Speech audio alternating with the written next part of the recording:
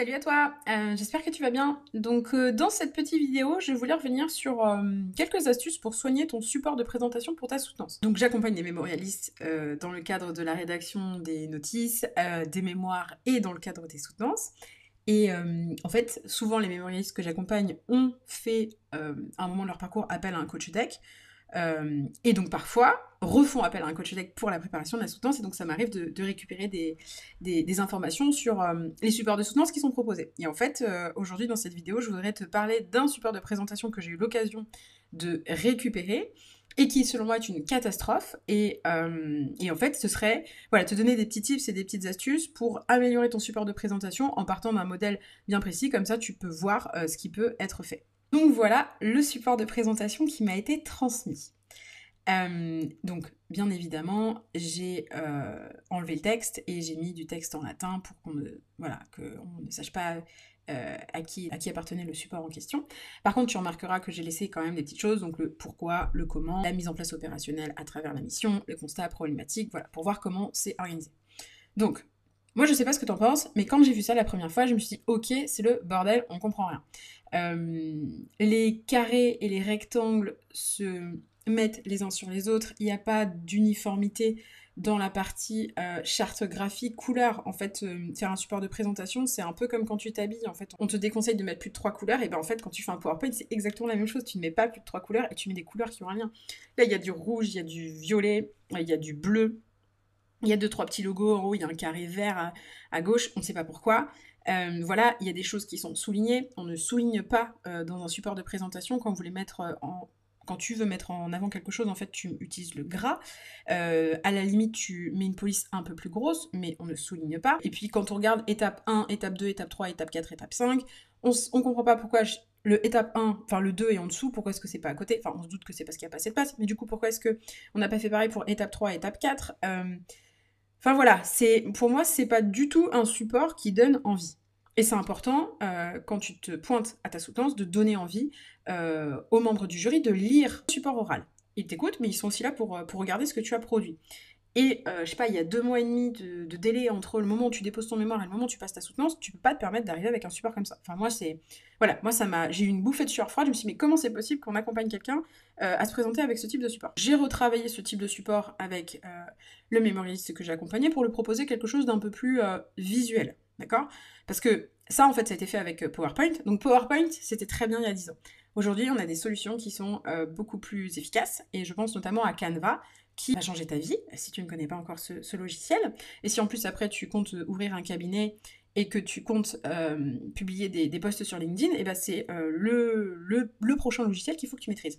Dans la version gratuite, il y a beaucoup de choses qu'on peut faire, et donc on peut arriver à réorganiser les informations pour avoir bien cette notion de l'intérêt du sujet, la problématique, la méthodologie mise en place, les objectifs du mémoire et les différentes étapes par lesquelles on passe, mais d'une manière beaucoup plus sexy, professionnelle et marketée. Donc je te montre ça dans la slide suivante. Donc voilà ce que je te propose. Enfin en tout cas ce que j'ai proposé au mémorialiste que j'ai accompagné dans le cadre de sa soutenance. Donc prénom, nom, parce que sur la présentation qu'il y avait, il n'y a même pas possibilité de mettre le prénom et le nom.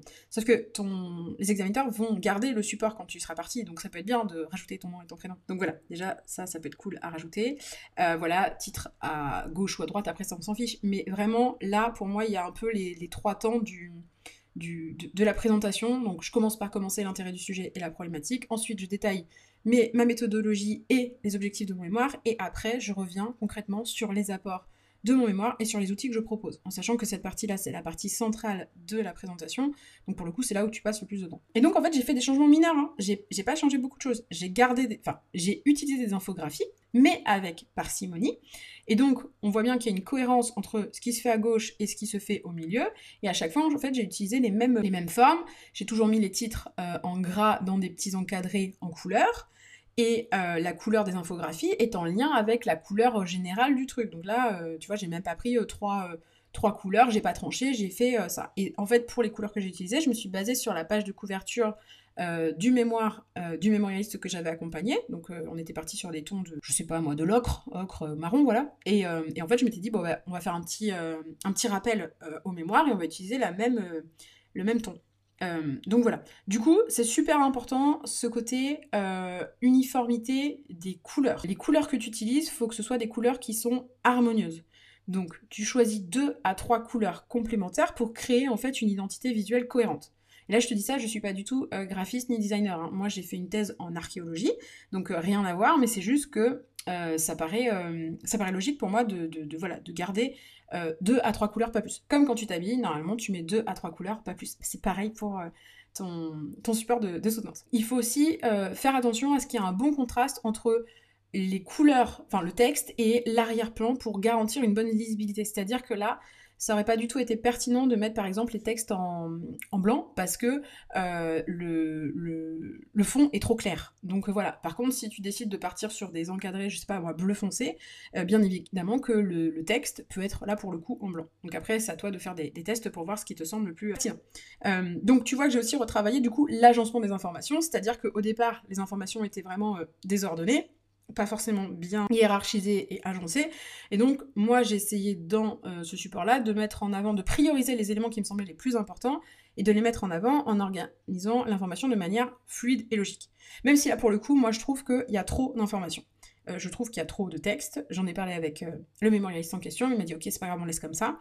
Mais dans un monde idéal, pour moi, il faudrait pouvoir mettre des interlignes entre chaque... Enfin, sauter des lignes entre chaque point de la liste à puces, et il faudrait pouvoir aérer davantage. Mais bon, après, c'est pas toujours possible. Donc en tout cas, il faut faire attention à ce que les blocs de texte ne soient pas trop proches les uns des autres, parce que sinon ça va faire une surcharge visuelle. Le fait qu'il y ait des titres assez précis, que ce soit vraiment organisé par des blocs, ça permet de pallier ce problème-là. C'est-à-dire que à un moment, tu vas dire, bon bah voilà, donc la problématique du mémoire c'est ça, la personne elle regarde ton support, elle se dit, ok, la problématique elle est là, je sais où j'en suis.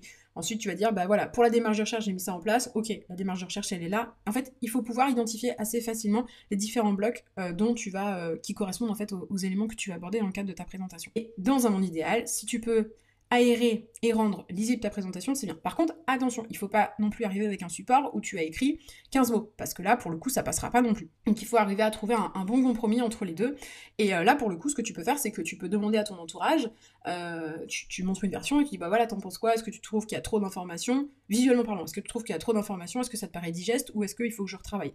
Et tu auras forcément un avis, une tendance qui va émerger, qui va se dégager, et tu pourras prendre ta décision de est-ce que c'est bien ou pas. En termes de lisibilité, c'est ce que je disais, donc il faut pas qu'il y ait trop de texte, parce que sinon ça nuit à la clarté et à la lisibilité. Et donc idéalement, il faut alléger le contenu, et en utilisant des points clés, des mots-clés, en réduisant au maximum les paragraphes. C'est-à-dire que, à part pour le titre et pour la problématique, pour moi, pour le reste, t'es pas censé rédiger des phrases. C'est-à-dire que dans la démarche de recherche, tu commences par des verbes d'action, détailler, nanana, organiser, nanana, réaliser, nanana. Mais voilà, vraiment pas de phrases avec des points, voilà. C'est pareil, la ponctuation, on laisse tomber, c'est-à-dire que tu mets pas problématique de points, tu mets pas constat de points, tu mets pas démarche de recherche de points. Tu mets pas de points à la fin de tes listes à puces, on enlève tout ce qu'on peut enlever. Donc voilà, du coup tu verras que là dans le titre Alika il y avait un point, mais en fait il faut pas mettre de points dans le titre. Vraiment, on évite au maximum les signes qu'on peut enlever. Et pour la taille de la police, il faut que tu t'assures que ce soit suffisamment grand. C'est-à-dire que moi, je te conseille de faire 1, 2, 3 essais. Tu l'imprimes, tu regardes, tu dis « Ok, c'est lisible ». Alors, le but, c'est hauteur de table. Il faut qu'on puisse regarder et ne pas avoir besoin de se pencher en se disant « Ok, j'arrive pas à lire ». Il faut pas non plus que ce soit écrit trop gros, parce que si c'est écrit trop gros, on va se dire ok, donc en fait il y avait rien, donc la personne a rempli un support pour remplir un support. Et c'est pas ça non plus que tu veux faire passer comme information, comme émotion au moment où on voit ton support. Parce que le truc c'est qu'en fait en 3 secondes, quand tu donnes ton support, en 2 secondes, l'examinateur il t'a déjà classé dans c'est un bon support ou c'est un support à chier. Donc vraiment voilà, le but c'est de pouvoir faire une bonne impression sur les 2 premières secondes. Donc ça se joue vraiment très très rapidement. Et donc pour ça, il faut soigner sa mise en page, il faut vérifier que tout est bien aligné, parce que sinon ça crée une sensation de désordre. Donc voilà, là tu montres ça à quelqu'un qui est un peu psychorigide, qui va tout de suite te dire non mais attention, là c'est pas aligné, là il manque tel élément, là il manque une puce, là c'est pas la même police. Donc ça c'est pareil, au niveau des polices, tu uniformises, c'est-à-dire que pour moi, t'as droit à 2 ou 3 polices maximum. Là pour le coup, dans ce support-là, j'en ai utilisé qu'une. Parce que j'ai déjà fait un élément de distinction avec les titres, parce que pour moi l'élément de distinction avec les titres c'est que je les ai mis en gras et que derrière il y a un petit liseré en couleur. Si j'avais pas fait de liseré en couleur, si j'avais pas mis en gras, j'aurais pu utiliser une autre police. Comme ça en fait ça permet de distinguer où sont les titres et où est le texte. Mais là, pour le coup, voilà, j'ai opté comme ça. Mais j'aurais quand même pu prendre une autre police. Les titres, tu peux aussi les mettre en capital si tu veux, en petite majuscule, mais 2 à 3 polices maximum. Et surtout, tu ne mets pas du Times. Le Times, c'est pour la version écrite.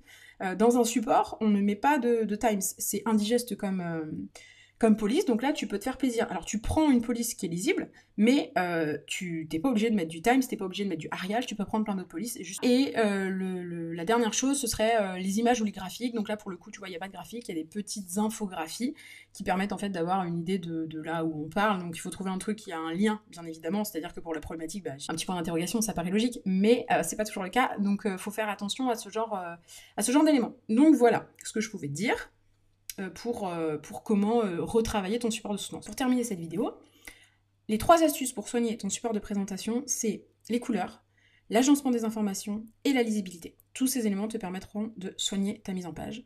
Et si tu retravailles ces aspects visuels, ta présentation va gagner en professionnalisme et en clarté, et le jury pourra plus facilement la comprendre. Bon courage pour la réalisation de ton support de soutenance, en espérant que ce petit template te permettra de gagner du temps.